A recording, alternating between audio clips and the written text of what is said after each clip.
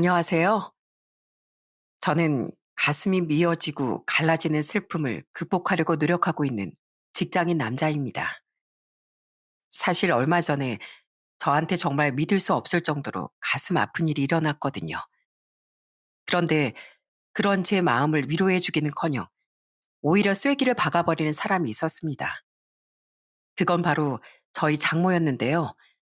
무슨 일이 있었던 건지 한번 얘기해 볼 테니 잘 들어주셨으면 좋겠습니다. 저는 평범한 집안에서 이남 일녀 중 장남으로 태어났어요. 어느 정도 공부를 잘했던 제 동생들과는 다르게 저는 성적이 그냥 평범한 편이었습니다. 소위 말하는 노는 무리에 있긴 했는데 그렇다고 친구들 돈을 뺏거나 괴롭히진 않았어요. 그냥 반에서 목소리가 조금 큰 정도였죠. 저는 남녀공학 고등학교를 나왔는데 고등학교 2학년 때 저희 반에 공부를 엄청 잘하는 여자애가 있었어요. 이름이 배소라였는데 몸이 엄청 약한지 가끔씩 빈혈 때문에 쓰러지거나 아파서 학교에 못 나오곤 하더라고요. 그런데 소라가 얼굴도 예쁘장하고 공부도 워낙 잘하다 보니 저희 반 여학생들이 질투를 하고 못 살게 굴기 시작하는 거예요. 한 번은 여자애들이 소라가 필기한 걸 베끼겠다며 교과서를 가져가선 일부러 페이지를 쭉 찢어버린 적이 있었어요. 왜 이래? 하지 마. 왜? 넌 어차피 공부 잘하니까 교과서 몇 장 없어도 상관없잖아. 그나저나 겨우 이거 가지고 또 우냐? 완전 울보도 아니고 진짜 웃겨 죽겠네. 여자애들은 교실에서 지나갈 때마다 괜히 소라를 툭툭 치고 지나가기도 하고 별것도 아닌 걸로 시비를 걸 때도 많았어요. 그런데 한 번은 제가 학교 끝나고 뭘 놓고 온 게 기억나 교실에 다시 돌아갔는데 그 여자애들이 소라의 책상에서 뭘 하고 있는 거예요. 가까이 가서 보니까 세상에 책상 서랍에 넣어놓은 소라의 교과서를 꺼내선 물을 부으려고 하고 있더라고요. 야, 너희들 지금 뭐 하는 거야? 너네 당장 그거 내려놓고 집에 안 가? 제가 무섭게 얘기하니까 여자애들이 알았다면서 교실을 빠져나가더군요. 그런데 다음날 학교에 갔더니 소라가 또 울고 있는 거예요. 그래서 가보니까 소라의 교과서가 흠뻑 젖었다가 말라서 쭈글쭈글해져 있더군요. 저는 너무 화가 나서 반 애들 다 있는 앞에서 이렇게 말했습니다. 야, 김민지, 최보람, 이거 너네가 한 거지? 내가 어제 남의 교과서 건들지 말고 집에 가라고 했더니 귀엽고 돌아와서 결국엔 이 지경을 만들어 놨냐? 야, 너네 당장 소라한테 사과해. 사과하라고. 우리가 그런 거 아니야. 왜 생사람을 자꾸 그래? 너네가 한 거 아니라고? 어제 너네가 소라 교과서에 물 부으려고 하는 거 내가 다 봤거든? 담임 선생님한테 말씀드리기 전에 당장 사과해. 사과 안 해? 그러자 그 여자애들이 마지못해서 소라한테 사과를 하더군요. 하지만 그 이후에도 애들은 계속 소라를 못 살게 굴었어요. 시험 기간엔 너만 성적 잘 받을 거냐고 비아냥대면서 선생님 몰래 답을 알려달라고 꼬드기고 쉬는 시간에 몰래 소라의 필통을 숨겨놓기도 했습니다. 그때도 제가 교실을 다 뒤져서 겨우 찾아줬었어요. 그렇게 시간이 흘러 어느덧 졸업식이 되었습니다. 그런데 졸업식 날 소라가 갑자기 저한테 다가오더니 뭘 주는 거예요. 어? 이게 뭐야? 아, 이거 내가 듣던 CD랑 CD 플레이어인데 너한테 선물로 주고 싶어서 내가 평소에 마음이 우울할 때 많이 들었던 노래거든. 나 그동안 학교 다니면서 기정이 네 덕분에 많이 힘이 됐었어. 아마 너 아니었으면 학교 생활 버티지도 못했을 거야. 그동안 정말 고마웠어, 기정아. 그렇게 졸업식 날을 마지막으로 전 소라와 더 이상 볼 수 없게 되었습니다. 그때 당시엔 휴대폰도 없었던 데다가 평범한 대학에 진학한 제가 명문 의대에 들어간 소라한테 연락하면 소라가 불편해할 것 같았거든요. 그래서 그냥 소라가 앞으론 자신감 있게 잘 살았으면 좋겠다고 마음속으로 빌어줬습니다. 그 후 시간이 흘러 저는 대학을 졸업하고 평범한 직장에 들어가게 되었어요. 남들처럼 특별할 거 없이 가족들과 평범하게 지냈죠. 어버이날엔 동생들과 돈을 모아서 부모님한테 여행도 보내드리고, 평소엔 퇴근하고 남동생과 같이 헬스장을 다니기도 했습니다. 형, 형은 어떻게 헬스장을 그렇게 꼬박꼬박 열심히 다녀? 난 솔직히 형이랑 같이 안 다녔으면 진작에 발길 끊었을걸? 건강을 위해서 운동하기로 마음먹었는데 당연히 열심히 다녀야지. 원래 우리 나이 때부터 이렇게 꾸준히 운동을 해줘야 나이 들어서도 건강한 거야. 우리 아버지를 봐.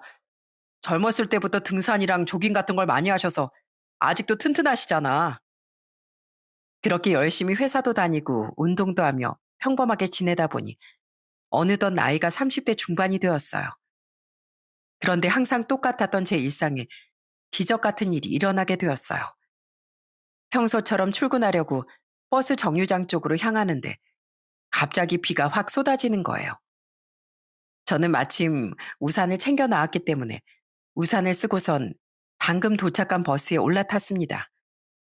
그렇게 뒷자리에 앉아 아무 생각 없이 앞쪽을 바라봤는데 비에 홀딱 젖은 어떤 여자가 급하게 버스에 타는 거예요. 아, 기사님, 죄송합니다. 하마터면 못할 뻔했는데 기다려주셔서 감사해요. 헐레벌떡 달려왔는지 정신없어 보이는 그 여자가 카드를 찍고 자리에 앉기 위해 이쪽으로 걸어오더군요. 그런데 그 여자의 얼굴을 올려다본 순간 저는 너무 놀라서 그만 소리를 지를 뻔했습니다. 그 여잔 다름 아닌 고등학교 동창 소라였거든요. 그런데 소라도 제 얼굴을 보고선 깜짝 놀라 아는 척을 하더라고요. 뭐야, 너 기정이 아니야? 기정이 맞지? 소라가 반가운 얼굴로 다가와선 제 옆에 앉더군요. 그러더니 예전의 내성적인 모습과는 다르게 엄청 활발한 목소리로 저한테 이것저것 물어보는 거예요. 기정아, 너 어떻게 지냈어? 난 언젠간 너한테 연락 올 줄 알고 기다리고 있었는데 왜 연락도 한 번 안 한 거야? 아, 그냥 너 의대 들어가서 공부하느라 바쁠 것 같아서 다른 친구들한테 연락처도 못 물어봤지. 그나저나 너 그럼 지금 의사 된 거야? 어, 나 지금 병원에서 근무하고 있어. 그러는 넌 뭐 하면서 지내? 깔끔하게 정장 차려입은 거 보니까 회사 다니나 보다. 맞아. 나 샐러리맨 됐어. 그나저나 이렇게 오랜만에 만나니까 너무 반갑네. 나 그때 네가 나한테 줬던 CD 진짜 많이 들었거든. 거기 들어있는 노래들이 다 좋아서 잘 때도 듣고 또 운동할 때도 듣고 얼마나 많이 들었는지 몰라. 그렇게 소라와 15년 만에 만나서 대화를 나누게 되었는데 너무 마음이 떨리더라고요. 솔직히 먼저 연락처를 물어보고 싶었는데 부담스러워할까봐 못 물어봤어요. 그런데 오히려 소라가 먼저 저한테 이러는 거예요. 기정아, 우리 언제 한번 밥 한 끼 먹자. 내가 밥 살 테니까 연락처 좀 줘봐. 뭐? 연락처? 왜? 연락처 주면 안 돼? 너 혹시 여자친구 있는 거야? 여자친구 없는 거면 얼른 연락처 줘. 나 너랑 꼭 밥 한번 먹고 싶었단 말이야. 그렇게 연락처를 교환한 후 며칠 후에 소라와 밥을 먹게 되었어요. 그런데 한참 밥을 먹고 있던 중 소라가 저한테 이러더라고요. 기정아, 너 그거 알아? 나 고등학교 때 너 엄청 좋아했었다? 친구들이 나 못 살게 굴 때 네가 맨날 나서서 나 지켜줬었잖아. 그래서 내가 너한테 고백하고 싶었는데 용기가 없어서 고백을 못 했었어. 사실 저도 그때 소라를 좋아하는 마음이 없었던 건 아니었습니다. 하지만 워낙에 공부를 잘하고 저와는 달리 미래가 탄탄하게 보장되어 있는 애 같아서 차마 그 마음을 표현하지 않았었거든요. 그런데 이렇게 성인이 되어 만나니까 너무 가슴이 설레더군요. 그런데 그게 계기가 되어 저와 소라는 연인으로 발전하게 되었습니다. 이제는 그냥 친구가 아니라 제 여자친구가 된 거죠. 예전과는 달리 성격이 무척이나 밝아진 여자친구는 저한테 무척이나 잘해주더라고요. 제가 일하느라 피곤할까봐 맨날 영양제나 피로회복제 같은 것도 챙겨주고 제가 가끔씩 밥 먹기 귀찮아서 끼니를 걸으면 엄청 걱정하기도 했어요. 여자친구는 저희 가족들하고도 정말 잘 지냈는데 아직 결혼을 안 했는데도 벌써부터 저희 가족의 일원이 된 것처럼 행동하더라고요. 주말에도 자주 저희 집에 놀러 오고 저희 집에서 김장을 할 때도 와서 돕기도 했답니다. 그렇게 여자친구와 인연을 만난 전 결혼을 약속하고 예비 처가에 인사를 드리러 가게 되었어요. 그런데 제가 꿈꿨던 행복한 미래와는 달리 엄청난 장벽이 제 앞을 가로막고 있었어요. 저희 예비 장인 장모님이 저희의 결혼을 엄청 반대하셨거든요. 내 눈에 흙이 들어와도 이 결혼은 절대 안 돼. 내가 우리 딸을 어떻게 키웠는데?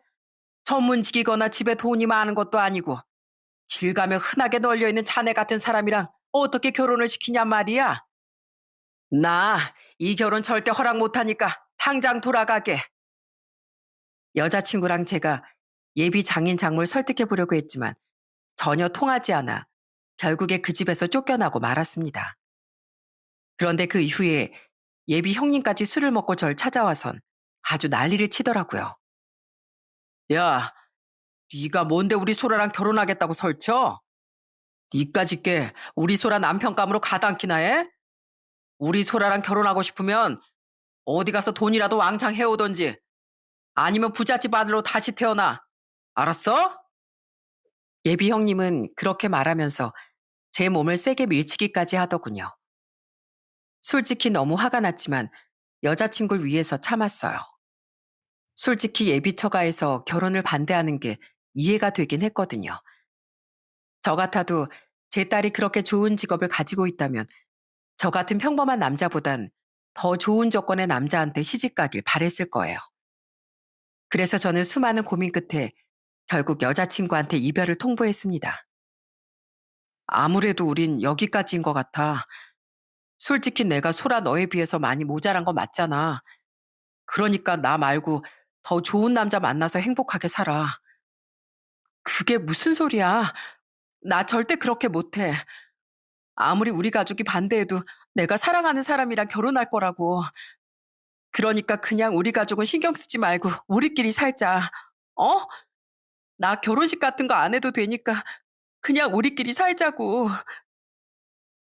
제가 그렇게 얘기했는데도 여자친구는 끝까지 저와 헤어질 수 없다고 하더군요. 결국 여자친구가 집에 가서 예비 장인 장모한테 저와 같이 살겠다고 통보를 하게 되었습니다. 엄마, 아빠, 나 여태까지 엄마 아빠가 하라는 대로 살았잖아요. 어렸을 때부터 무조건 공부 잘해야 된다고 닥달하셔서 코피 터지게 공부했었고 무조건 의사가 돼야 된다고 해서 의사까지 됐다고요. 원래 내 꿈은 화가였는데 내 꿈까지 포기한 채로 엄마 아빠가 원하는 인생 살아줬으면 된 거 아니에요? 여태까지 살면서 한 번도 내 뜻대로 결정해 본 적 없었는데 결혼할 사람만큼은 내가 직접 고르고 싶어요. 엄마 아빠가 계속 반대한다고 해도 난 그 사람이랑 같이 살 거니까 그런 줄 아세요. 누가 뭐래도 내 남편 될 사람은 김기정 한 명뿐이라고요. 그렇게 여자친구는 그 길로 집을 나와 저와 혼인신고만 하고 집을 얻어서 같이 살게 되었습니다. 저는 가족들을 외면하면서까지 절 선택해준 아내한테 너무 고맙고 미안하더군요. 그래서 제가 잘해주려고 노력했는데 오히려 아내가 저희 가족들한테 더 잘해주는 거예요. 저희 부모님이 아무것도 안 시키려고 하는데도 맨날 먼저 나서서 설거지도 하고 제 동생들한테도 얼마나 살갑게 대했는지 몰라요. 아가씨, 젊은 사람들도 건강검진 주기적으로 잘 받아야 되는 거 알죠? 우리 병원에 예약을 해줄 테니까 건강검진 한번 받으러 와요. 도련님도 마찬가지고요. 귀찮다고 건강검진 안 받다가 병 키우면 나중에 후회할지도 몰라요. 게다가 애교가 또 어찌나 많은지 한 번은 아내가 저희 어머니한테 이러더군요. 어머님, 저 어머님한테 드릴 거 하나 있어요. 나한테 줄 게 있다고? 그게 뭔데? 저희 어머니가 그렇게 묻자 아내는 손가락을 안주머니에 넣더니 다시 꺼내서 짠하고 보여주더군요. 어머머, 이게 뭐니? 이게 바로 손가락 하트라는 거예요. 제가 어머님을 사랑하는 마음을 쏙 한번 꺼내 봤어요. 근데 어머니만 드리면 서운하니까 아버님도 여기요. 어머님, 아버님, 제가 엄청 사랑하는 거 두 분 다 아시죠? 아유, 고맙다, 고마워. 자, 그럼 이건 내가 우리 며느리 사랑하는 마음이다. 사랑하는 마음이 너무 커서 꺼내도 꺼내도 줄지 않으니까 매일 꺼내서 너한테 보여주마. 그렇게 아내가 저희 가족들과 잘 지내다 보니까 저희 부모님도 너무 좋아하시더라고요. 그러다가 한 번은 저희 아버지가 아내한테 이렇게 물어보신 적이 있었어요. 세아가 부모님이랑 연락 안 하는 거 힘들진 않니? 사돈들께선 아직도 너희 결혼을 받아들이기 힘드시대? 아직까지 연락 없으신 거 보니까 그런 것 같아요. 그래도 제가 그이랑 같이 잘 사는 모습 보여드리면 언젠간 마음 바꾸실 거예요. 그렇게 아내와 결혼해서 잘 지내던 중 하루는 아내가 저한테 이런 얘기를 하더라고요. 여보, 우리 앞으로 어머님, 아버님한테 매달 용돈 좀 드리자. 사실 나 결혼 전부터 우리 집에 매달 50만 원씩 생활비를 드렸었거든. 어머님이랑 아버님이 나한테 저렇게 잘해주시는데 당연히 똑같이 하는 게 맞는 것 같아서. 사실 저희 아내가 장인 장모와 연락은 안 하고 있지만 결혼 전부터 드리고 있던 용돈은 계속 보내고 있었나 봐요. 그런데 이젠 양가히 똑같이 하자고 하길래 그러기로 했습니다. 그런데 역시 자식 이기는 부모는 없는 걸까요? 제가 아내와 혼인신고를 하고 같이 산지 1년쯤 되니까 장인 장모가 두 손 두 발 다 들고 저희를 찾아왔더군요. 자네, 나랑 자네 장인이 그때 결혼 반대한 거 미안하네. 그런데 우리도 그럴 수밖에 없었다는 거 자네가 이해해 줬으면 좋겠어. 자네도 우리 딸이 어렸을 때부터 많이 아팠던 거 잘 알고 있지? 연약하고 빼빼 말라가지고 내가 우리 딸 키우면서 얼마나 가슴을 졸였는지 몰라. 그래도 우리 딸이 이젠 건강해져서 멋있는 의사까지 됐는데 평범한 자네랑 결혼한다고 하니까 솔직히 성에 안 차서 그랬었네. 근데 우리 딸이 자네랑 같이 산다고 우리랑 연락까지 끊어버리니까 버티기가 너무 힘들더라고. 우리가 그래도 부모인데 어떻게 자식을 안 보고 살 수가 있겠는가. 내가 앞으로 자네를 사위로 받아들일 테니까 자네도 날 장모로 받아들여 줬으면 좋겠네. 장인 장모가 진심으로 사과를 하시는데 차마 거절을 할 수가 없었어요. 제가 이걸 거절해버리면 아내 입장도 중간에서 난처할 것 같았고 저도 이젠 사위로서 믿음직스러운 모습을 보여드리고 싶었거든요. 하지만 할 말은 해야 할 것 같아 장인 장모한테 이렇게 얘기했습니다. 알겠습니다. 그 대신 부탁 하나만 드릴게요. 저 비록 사짜 직업을 가진 사람도 아니고 부잣집 아들도 아니지만 저희 아내만큼은 최선을 다해서 지킬 자신이 있습니다. 그러니까 앞으로는 절 무시하는 발언 같은 건 좀 삼가 주셨으면 좋겠어요. 저도 저희 부모님의 귀한 아들이니까요. 이것만 지켜주시면 저도 장모님을 제 어머님처럼 장인어른을 제 아버지처럼 모시도록 하겠습니다. 그래, 내가 그렇게 한다고 약속하겠네. 누가 뭐래도 이젠 우리 사위인데 내가 어떻게 자네한테 함부로 하겠는가? 그리고 또 한 가지, 저 형님한테도 사과 받고 싶습니다. 그때 형님이 제 어깨를 밀치면서 화내셨잖아요. 그거 꼭 사과 받아야겠습니다. 제가 그렇게 말하자 장인 장모랑 같이 온 형님이 머쓱한 표정으로 저한테 이러더군요. 아, 미안해. 내가 그때 술을 먹은 데다가 내 동생이 어울리지도 않게 평범한 남자랑 결혼한다고 하길래 홧김에 그랬던 거야. 내가 다시 매지한테 그러지 않을게. 네, 알겠습니다, 형님. 형님께서 남자답게 잘못을 인정하시고 저한테 사과하시니까 저도 그 일은 이제 마음속에서 지워버리겠습니다. 저 앞으로 형님하고도 잘 지내고 싶으니까 형님께서도 저한테 편하게 대해주셨으면 좋겠어요. 그렇게 저와 아내는 혼인신고한 지 1년 만에 처가 식구들한테 인정을 받고 드디어 결혼식을 올릴 수 있게 되었어요. 아내 웨딩드레스를 입은 모습을 보니까 너무 예뻐서 눈물이 다 나오더라고요. 그렇게 결혼식을 올린 후 처가 식구들과의 사이는 나쁘지 않았어요. 장인 장모가 절 엄청 좋아하는 건 아니었지만 그래도 대놓고 무시하거나 뭐라고 하진 않았거든요. 그렇게 전 결혼 생활을 하면서 아들 하나, 딸 하나를 얻게 되었습니다. 자식까지 얻게 되니 정말 남부럽지 않을 정도로 행복하더군요. 그런데 처가와 왕래하며 지내다 보니 조금 이상한 점이 보이더라고요. 저희 아내가 처가에 가는 걸 별로 안 좋아하는 거예요. 처음엔 왜 그런지 몰랐는데 몇 번 가보니까 알겠더군요. 보니까 가족들 모두가 저희 아내한테 너무 의지를 하고 있는 것 같은 거예요. 특히 장모가 저희 아내를 볼 때마다 맨날 돈 타령을 하시더군요. 소라야, 내가 방금 너한테 사진 하나 보냈는데 한번 볼래? 이거 나 아는 사람이 모임에 들고 나온 가방인데 너무 고급스럽고 예쁘더라고. 내가 매면 진짜 잘 어울릴 것 같지 않니? 이걸 저한테 왜 보내신 건데요? 저한테 사달라고 보내신 거예요? 아이, 그럼 사달라고 보내지. 그냥 구경하라고 보냈겠니? 그리고 너 돈도 잘 버는데 네 아빠인데도 좀 투자해라. 네 아빠 은퇴하고 집에서 쉬시는데 다른 집 남자들처럼 여유 있게 골프라도 좀 치고 다니면 얼마나 멋있겠니? 그러니까 네가 네 아빠한테 골프 회원권 좀 끊어줘라. 아빠랑 아들이랑 같이 다니게 네 오빠 거까지 끊어주면 더 좋고. 게다가 형님도 장모와 비슷한 행동을 하더군요. 맨날 일도 제대로 안 하고 놀고 먹고 하면서 제 아내한테만 부담을 주는 거예요. 역시 집안에 잘난 사람이 한 명은 있어야 된다니까. 내가 나중에 거지 되더라도 소라 네가 날 먹여 살릴 수 있을 거 아니야. 심지어 처제까지도 저희 아내를 돈으로만 보는 것 같더군요. 언니, 언니 월급 많이 받아서 좋겠다.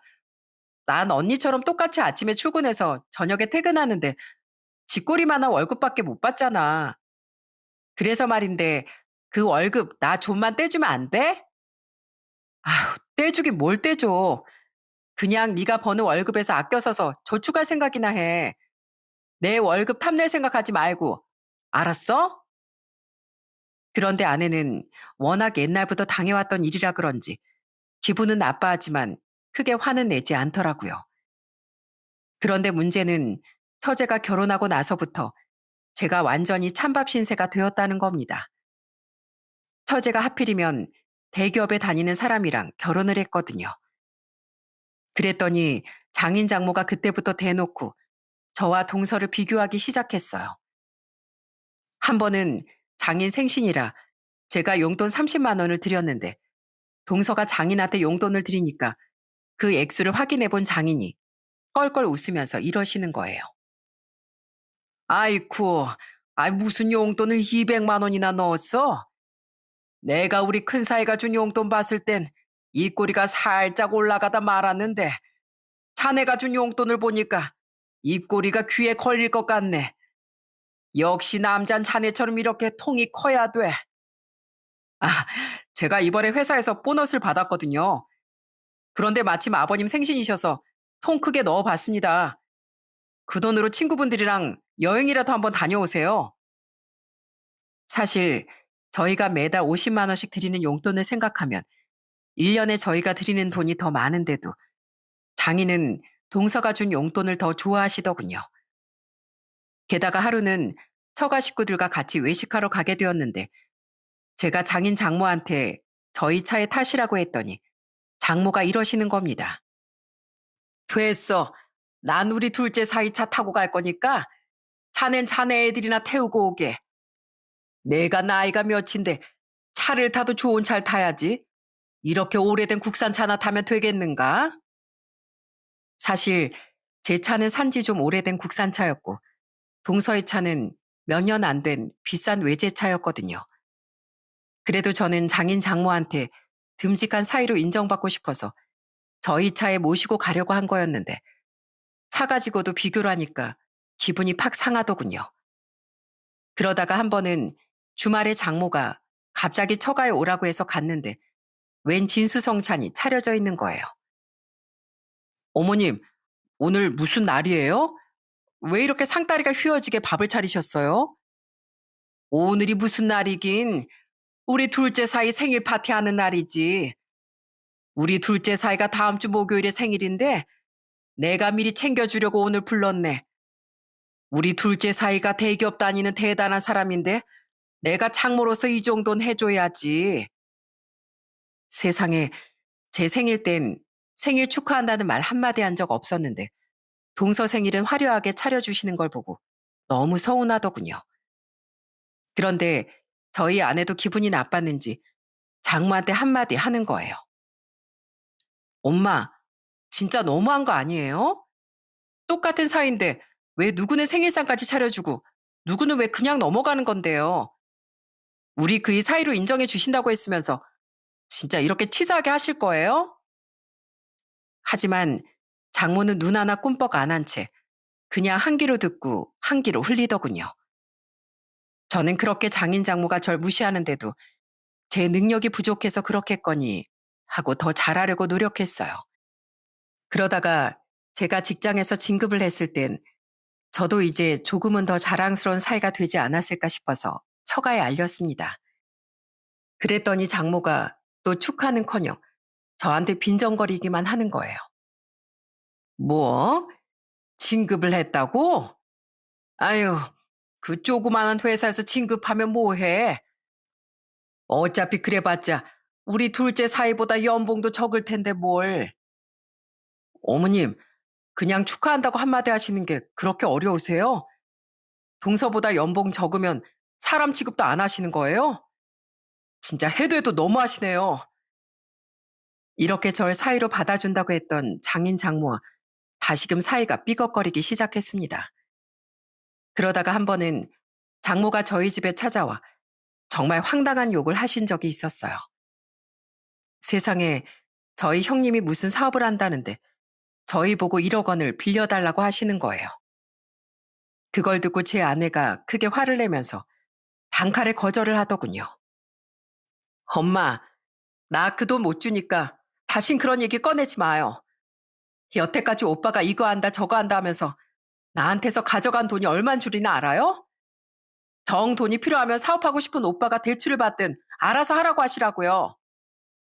알고 보니까 결혼 전부터 형님이 사고도 많이 치고 사업한다고 돈을 자꾸 빌려달라고 해서 저희 아내 돈으로 해결했던 적이 많다고 하더라고요. 그런데 결혼해서까지 1억 원이라는 큰 돈을 달라고 하니까 절대 줄 수 없다고 못을 박아버렸어요. 그래서 그 일은 그렇게 넘어가는 줄 알았는데 형님이 저한테 찾아와선 괜히 저한테 화풀이를 하는 거예요. 매제, 매제가 중간에서 나한테 돈 못 주게 막은 거지? 우리 소라 결혼하기 전엔 내가 해달라는 거 다 해준 애였단 말이야. 그런데 이번에 못 해준다는 거 보니까 매제가 중간에서 돈 못 주게 우리 소라 조종한 거 아니야? 형님, 그게 무슨 말씀이세요? 제가 저희 와이프를 왜 조종해요? 그나저나 형님도 양심이 있으시면 이제 돈 얘기 꺼내지 마세요. 저희 와이프 결혼 전에 형님이 돈 많이 가져가셨다면서요? 동생이 오빠한테 그 정도 했으면 이제 그만 좀 요구하시라고요. 뭐라고? 매제 지금 말 다 했어? 내가 내 동생한테 돈 빌려달라고 하든 말든 매제가 무슨 상관이야? 다 내 동생이 능력이 있으니까 얘기하는 건데 왜 매제가 이래라 저래라 하냐고? 그런데 세상에 형님뿐만 아니라 장모까지도 제가 아내한테 돈을 못 빌려주게 한 걸로 오해를 하고 저한테 화를 내더군요. 저보고 우리 아들 인생 망치려고 그러냐면서 엄청 뭐라고 하는 거예요. 심지어 그때부턴 별것도 아닌 걸로 저한테 시비를 걸기 시작하더라고요.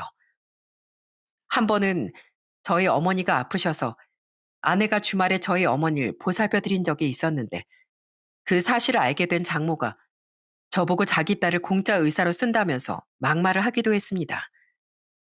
정말 하루하루가 얼마나 답답했는지 몰라요. 그렇게 처가 식구들과의 사이가 점점 안 좋아지던 중 저희 집에 정말 충격적인 일이 발생하고 말았습니다. 제가 결혼한 지 10년쯤 됐을 때 아내가 담낭암 3기 판정을 받게 되었거든요. 그전부터 살이 너무 빠지고 입맛도 없다고 하고 자꾸 배가 아프다고 해서 걱정했는데 아내가 자기 의사니까 자기 몸은 잘한다고 걱정하지 말라는 거예요. 그런데 무당도 자기 미래는 못 본다는 말이 있듯이 직업이 의사인 제 아내도 암이라는 무서운 병을 피해갈 수는 없었나 봅니다. 저는 사랑하는 아내가 암에 걸렸다는 사실에 얼마나 충격을 받았는지 몰라요. 그때부터 저희 아내는 수술을 받고 항암 치료를 시작했는데 안 그래도 마른 사람이 항암 치료를 하니까 밥을 더 못 먹는 겁니다. 죽은커녕 미음도 몇 모금 못 먹고 살이 쭉쭉 빠지더라고요. 여보, 많이 힘들지? 그래도 몇 숟갈이라도 좀 넘겨봐. 당신 이러다가 진짜 뼈밖에 안 남을까봐 걱정돼서 그래. 여보, 나도 먹어보고 싶은데 도저히 구역질이 나오고 속이 안 좋아서 넘기기가 너무 힘들어. 내 목구멍에 방해물이 꽉 가로막고 있는 느낌이야. 저희 와이프는 몸에 힘이 하나도 없어서 양치질도 하기 힘들어 하더군요. 그래서 제가 양치도 시켜주고 머리도 감겨주면서 정말 지극정성으로 간호했습니다. 저희 부모님도 자주 와서 아내를 챙겨주시더라고요.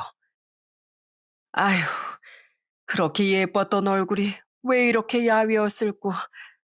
애미야, 우리한텐 네가 딸이나 마찬가지인 거 알지? 내가 차나깨나 너 꼭 건강해지라고 기도하고 있으니까 힘들어도 조금만 버텨보렴. 당시 초등학교 1학년과 유치원생이었던 저희 애들도 아내를 위해서 그림도 그려오고 노래도 불러주더라고요. 엄마, 힘내세요. 우리가 있잖아요. 엄마, 힘내세요. 우리가 있어요. 하지만 아내는 하루하루 상태가 안 좋아지고 애들을 놔두고 떠날 수 없다며 펑펑 울 때가 많았습니다. 여보, 나 이대로 떠나기 싫어. 나 우리 애들한테 엄마 노릇 다 못해줬단 말이야. 우리 애들 대학도 보내야 되고 나중에 결혼하고 자식 낳으면 손주도 봐주고 싶었는데 저렇게 어린 애들을 놔두고 내가 어떻게 떠나냐고. 저는 눈물을 펑펑 흘리는 아내의 모습을 보고 가슴이 갈기갈기 찢어지는 것 같았습니다. 아내가 건강해져서 예전처럼 행복한 생활을 하기만을 바랬는데 상황이 그렇게 좋게 흘러가지 않았거든요. 알고 보니까 담낭암이 난치성 암이라고 하더라고요. 그런데 정말 어이없는 건 뭔 줄 아십니까? 처가 식구들은 아내가 걱정도 되지 않는지 잘 찾아오지도 않고 아내가 아픈 걸 제 잘못으로 뒤집어 씌우기까지 하는 거예요. 세상에, 아유, 어떻게 의사가 암에 걸릴 수가 있어? 우리 딸이 능력 있는 남자랑 결혼했으면 이런 일이 안 생겼을 텐데. 이게 다 자네랑 결혼해서 이렇게 된 거야. 그러니까 내가 결혼을 뜯어 말렸을 때 우리 딸이랑 헤어졌어야지. 어머님, 제발 그만 좀 하세요. 지금 저희 와이프 아파서 저도 엄청 힘들다고요. 안 그래도 제 가슴이 갈기갈기 찢어지는데 위로는 못 해주실 망정 그런 막말까지 하셔야겠어요? 게다가 처가 식구들이 하도 병문안을 안 오길래 제가 아내가 어떤 치료를 받고 있고 어떤 상태인지 처가 식구들한테 종종 문자로 정리해서 보내곤 했습니다. 그랬더니 장모가 무서우니까 이런 거 보내지 말라고 또 화를 내더라고요. 세상에, 본인 딸이 아픈데 저렇게도 궁금해하지 않을 수 있나 싶더라고요. 그런데 제가 아무리 지극정성으로 간호라고 저희 가족들이 자주 찾아 위로를 해줘도 아내의 병세는 전혀 나아지지 않았습니다. 오히려 더 심해져서 마음의 준비를 해야 된다는 얘기까지 듣게 되었어요. 그러자 아내가 저희 애들 손을 잡고 이러더라고요. 얘들아, 엄만 좀 있으면 하늘나라로 갈 거야. 하늘나라에서도 너희들을 다 지켜볼 거니까 앞으로 아빠 말씀 잘 듣고 둘이 사이좋게 지내야 한다. 알았지? 그리고 엄만 우리 은우랑 은별을 세상에서 제일 사랑하는 것 절대 잊지 마. 엄만 하늘나라 가서도 우리 은우랑 은별이가 잘 되기만을 기도할 거야. 그러자 저희 아들은 엄마랑 헤어져야 된다는 걸 알았는지 펑펑 울기 시작하고 저희 딸도 따라서 울기 시작하더라고요. 그러자 아내가 눈물을 흘리면서 저한테 이러더군요.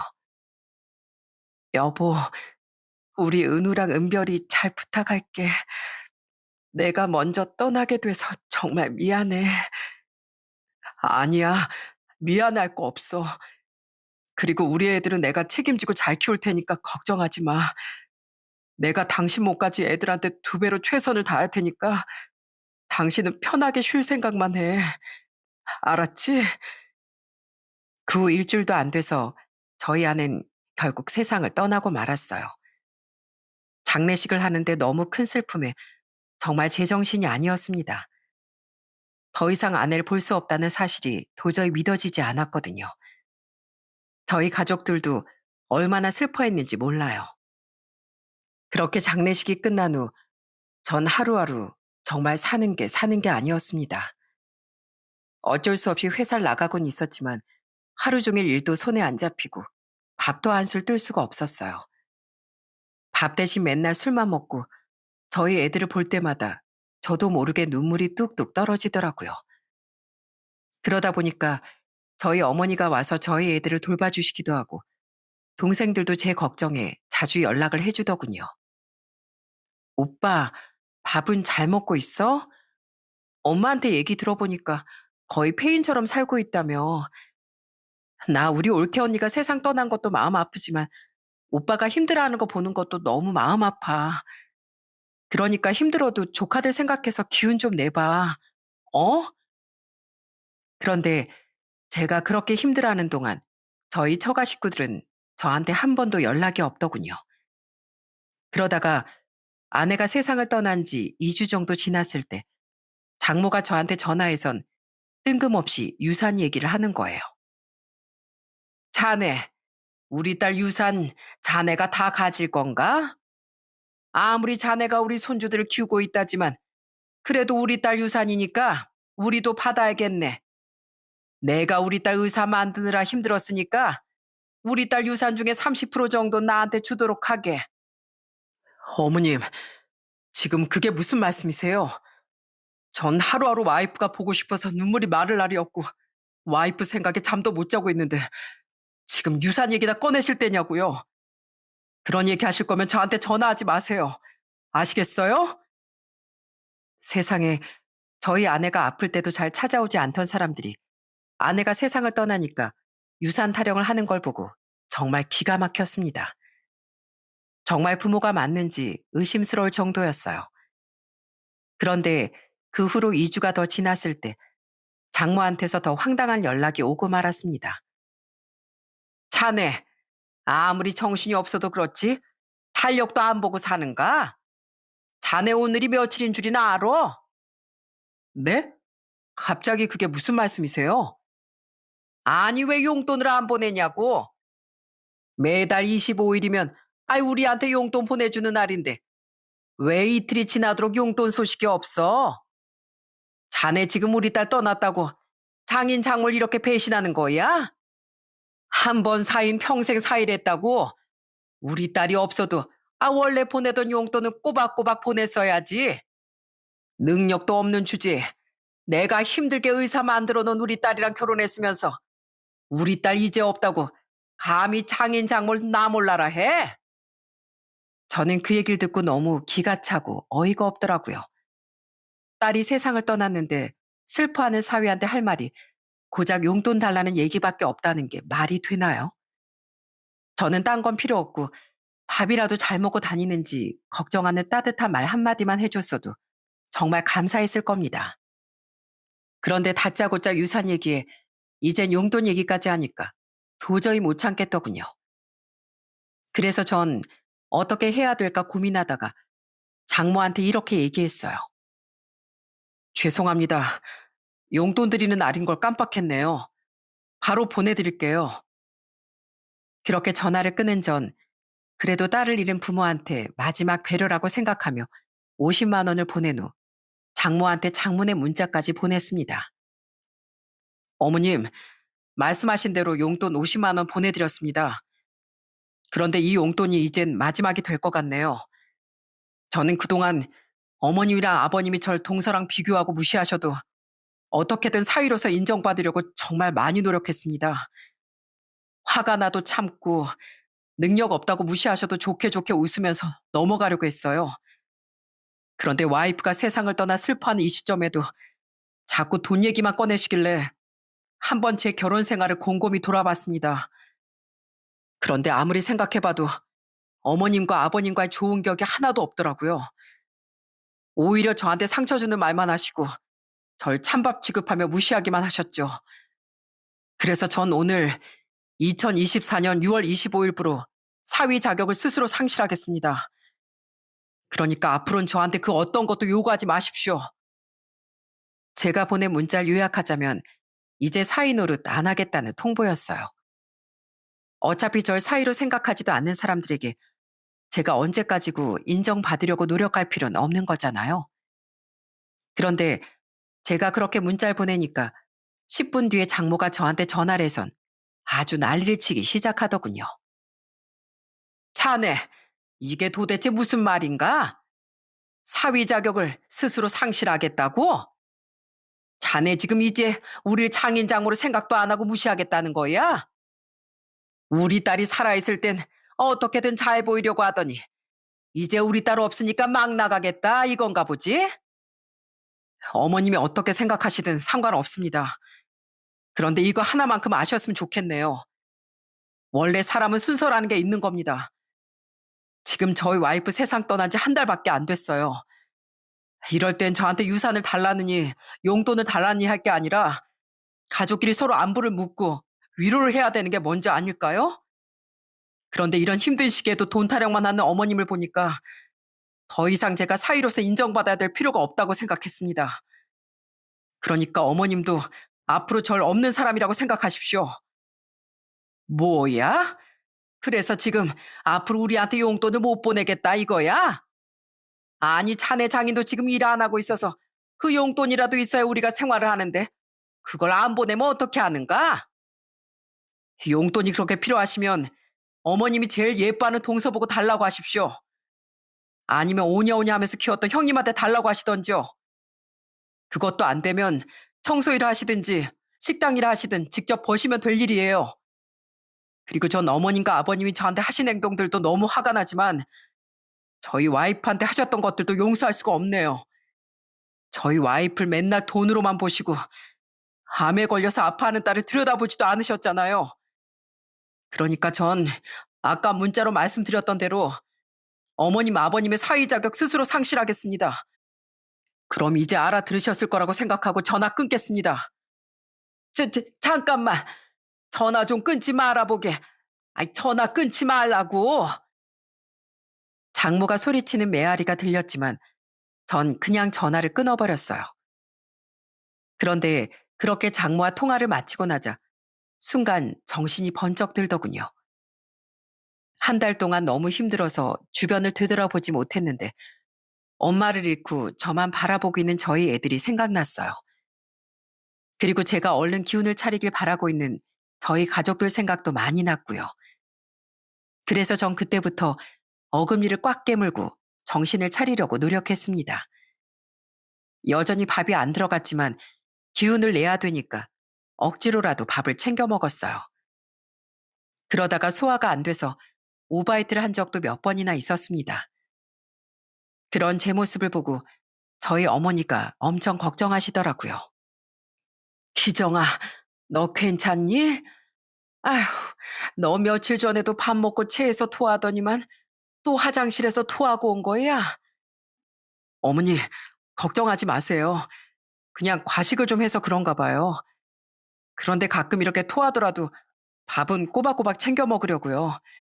제가 튼튼해져야 저희 애들도 더 잘 챙기고 어머니랑 아버지한테 걱정도 덜 시켜드리잖아요. 저는 저희 애들을 볼 때마다 자꾸만 눈물이 나왔었는데 이젠 애들 앞에서 울지 않기 위해 엄청 노력을 했습니다.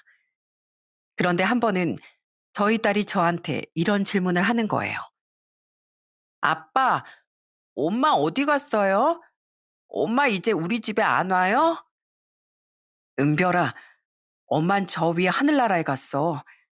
지난번에 엄마가 너희 손잡고 하늘나라에서 지켜보겠다고 얘기한 거 기억나지? 비록 엄마가 너무 멀리 있어서 보지 못하지만 항상 너희들을 지켜보고 너희를 위해서 기도하고 계실 거야. 그러니까 우리 엄마가 저 위에서 안심하실 수 있게 웃으면서 즐겁게 지내자. 알았지?